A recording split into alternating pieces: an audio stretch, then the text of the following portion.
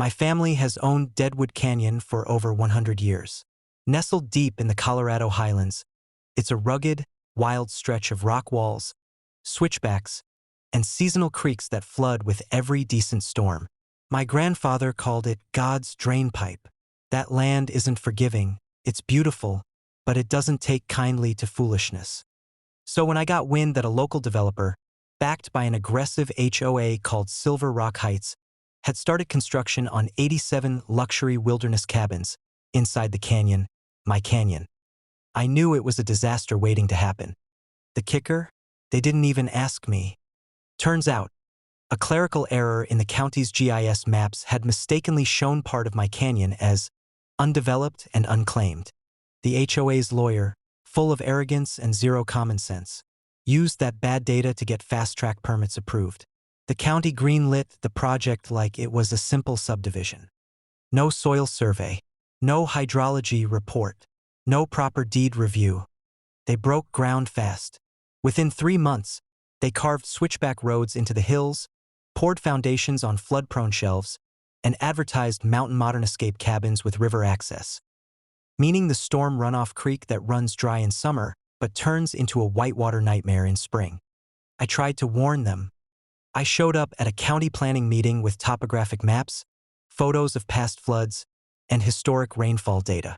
I told them the creek they were building next to had jumped its banks 3 times in the past 30 years, including once in 2015 when a 10-foot wall of water took out a steel cattle gate on my upper pasture. The HOA's response? They laughed. Sounds like you're just bitter we're improving the land. Their president, a smug guy named Connor Wells, told me, "Don't worry, our cabins are rated for snow and rain." Snow and rain, huh? Well, Connor, you forgot about mountain floods. In late May, after 2 weeks of unseasonably warm weather followed by 3 days of nonstop rain, the mountains gave way. Snowmelt filled the headwaters, and Deadwood Creek became a monster. I was up at dawn, feeding cattle, when I heard it, the unmistakable roar of water tearing down rock. I ran up the ridge and saw the canyon swell like I'd never seen. By 8 a.m., the first cabin, one of their $750,000 eco-lodges, tipped forward like a toy and got swept off its concrete footing. By 9:30, 10 cabins had been ripped apart and swallowed whole. Decks snapped like matchsticks, propane tanks rolled like marbles, luxury furniture and solar panels bobbed down the creek like driftwood. I stood on the overlook in silence, watching $50 million worth of development float downstream.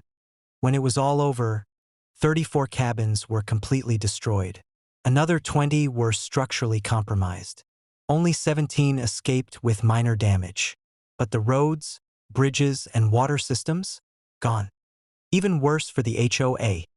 When the county re-examined the land ownership, prompted by the disaster, they discovered the entire development was built on land they didn't own. They built on my canyon. Their permits? Invalid. Insurance? Nullified due to fraud and negligence. I sued immediately.